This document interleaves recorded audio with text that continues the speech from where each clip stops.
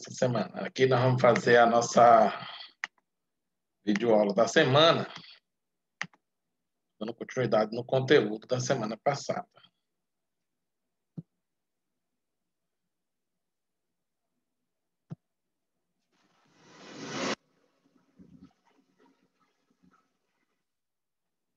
Então, vamos lá. Basicamente, nós falamos da relatividade, do conceito inicial do que é ser relativo, né? Só que com o advento da relatividade de Einstein, grandezas que anteriormente eram ditas absolutas, entraram no rol também das coisas que são relativas, né? Nós vivemos a era da relatividade das coisas. Tudo é relativo em relação aos seus respectivos conceitos. Com o tempo também não é diferente. Mas essa relatividade do tempo, ela depende da velocidade, né? Então, para corpos com velocidade próxima da luz, o tempo passa de maneira diferente para quem se move a essa velocidade. Então, a relação do tempo, né, relativístico, com o tempo próprio. O que é o tempo próprio? É aquele que você mede como se você tivesse em repouso em relação ao referencial que você marca, né? Por exemplo, um piloto viajando em altíssima velocidade, ele tem um tempo que ele marca e tem um tempo que as pessoas que estão fora desse movimento marcam.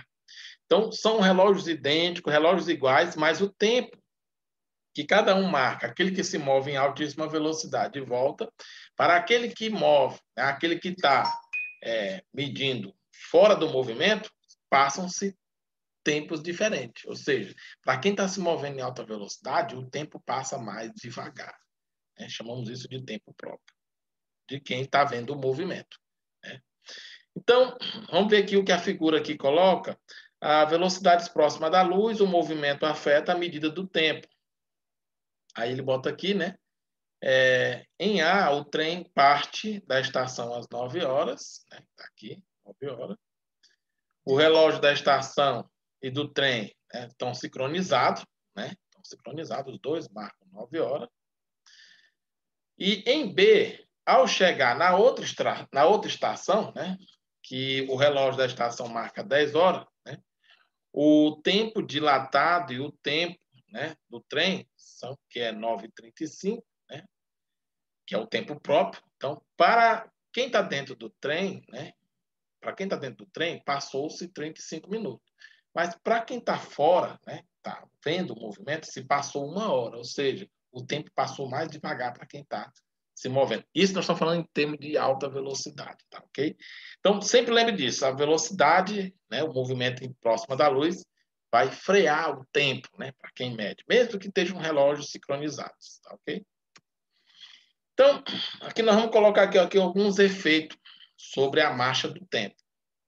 Já foi tema de filmes, de ficção científica, como O Planeta dos Macacos, né, uma obra-prima de 1968, né, na qual a tripulação de uma nave espacial fica em uma missão 1 ano e meio, né, e este medido no relógio, né, da nave. Quando aqui na Terra passaram-se 345 anos. Ó, fantástico aí, né, pessoal? Então, basicamente, é como se você viajasse no tempo. Só que ao invés de você viajar para o passado, você viaja para o futuro. Então, calculemos para essa situação. O fator aí que nós chamamos de fator de coeficiente de relatividade, né, que é aquele coeficiente que nós falamos da correção relativística nas transmissões, mas a gente não vai levar o caso aqui a gente vai trabalhar uns casos mais específicos, né? Então, vamos calcular esse fator. Na letra B, nós vamos calcular a velocidade média da nave nessa viagem.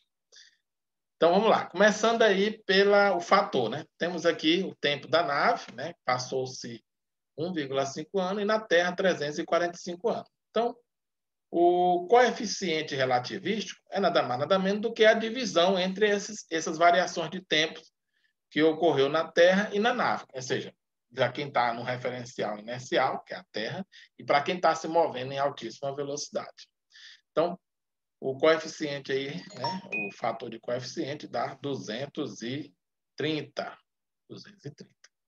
Ok? Então, nós vamos lá, já sabendo esse fator, né, de coeficiente, o lambda, 230, vamos agora calcular essa velocidade, né? Então, a gente pega a fórmula do coeficiente relativístico, que é 1 sobre a raiz de 1 menos a diferença da velocidade média. sobre c. É que a gente só vai ver que a velocidade é próxima à velocidade da luz, ok? Então, fazendo aqui as continhas, né, rapidamente, né, você fazendo aqui, aplicando os quadrados, que ficou lambda ao quadrado, 1 sobre 1v ao quadrado, né? Então, você vai fazer aqui um cruz-credo, né? Então, você vai ter essa expressão aqui, 1, né? E aqui 1 sobre lambda ao quadrado. Aí você vai colocar esse 1 para lá, né? Sinal trocado. Então, você vai ter aqui. Então, voltando aqui para nossa expressão. Então, quando aplicar os 230 ao quadrado, né? Aí aqui você vai ter essa divisão aqui. Você vai ter 1 menos essa expressão, que vai dar um número bem pequeno. Então, quando você fizer aqui a diferença de 1, com esse número bem próximo do zero, você vai ter, com essa diferença, um número próximo de 1. 0,99999. Então, quando você aplicar aqui a raiz quadrada, aqui fica v ao quadrado c, então aqui vai ficar 0,999. De novo, bem próximo do 1, mas não é 1. Aí você joga o c para lá, então você vai ter esse número 0,0999, né? C, multiplicando por 100 para ter em valor percentual, você vai ter 99,999C, ou seja, ele não é a velocidade da luz, né? É próximo à velocidade da luz. Então, esse valor aí vai diferir, né? Você fazendo a diferença com a velocidade da luz, né? Vai diferir aí em torno de 3 km por segundo, aproximadamente. Embora a base científica do filme seja fisicamente correta, uma viagem em condições semelhantes, ainda que tecnicamente inesquecível, né, não seria tão fácil.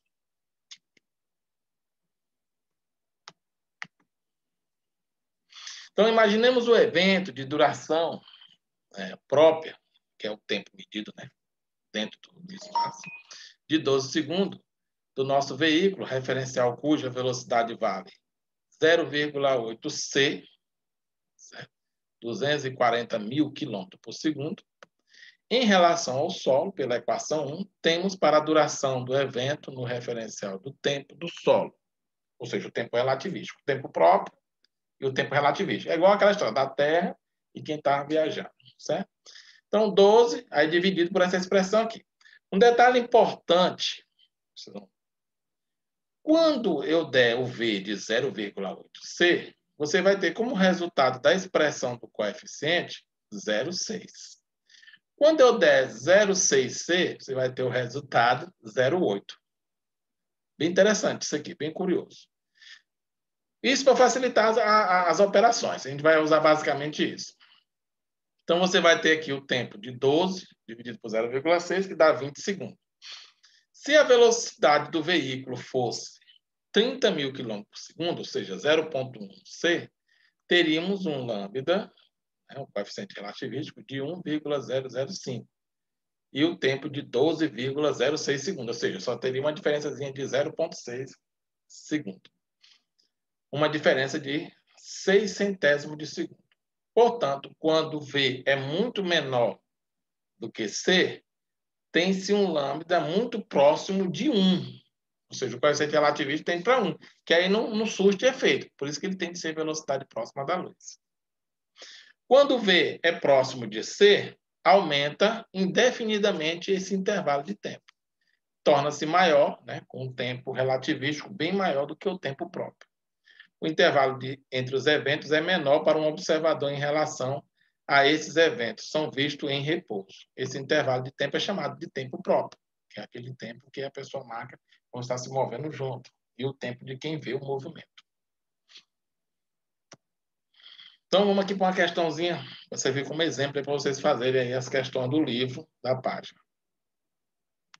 Um astronauta é colocado a bordo de uma espaçonave e é enviado para uma estação espacial a uma velocidade constante de 0,8c, onde c é a velocidade da luz no vácuo. Lembra que eu falei para vocês, quando for 0,8, c vai ser 0,6. Quando for 0,6, vai ser 0,8. Lembra que eu falei isso para vocês? No referencial da espaçonave. O tempo transcorrido entre o lançamento e a chegada da estação espacial foi de 12 meses. Qual o tempo transcorrido para quem está na Terra? Em meses. Ou seja, para quem vê o movimento lá na Terra. Lembra que eu falei para vocês?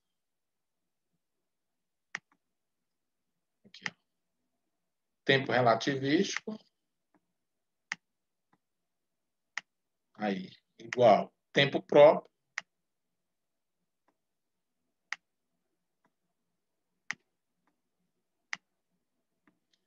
coeficiente relativístico, que é dado pela expressão raiz 1 menos v ao quadrado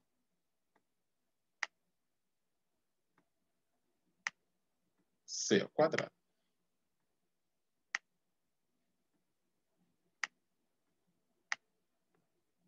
Então, dá 12.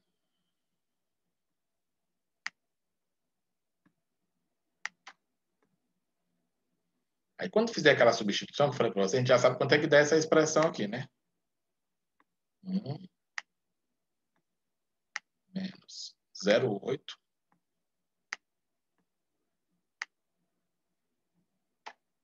C. Isso aqui tudo elevado ao quadrado.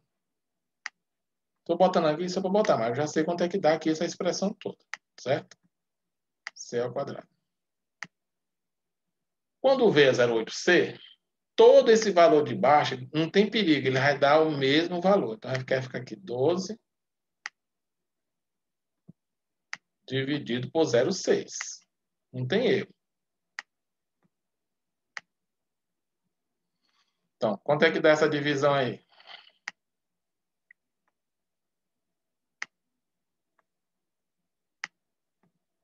20, né? É isso? 20 meses.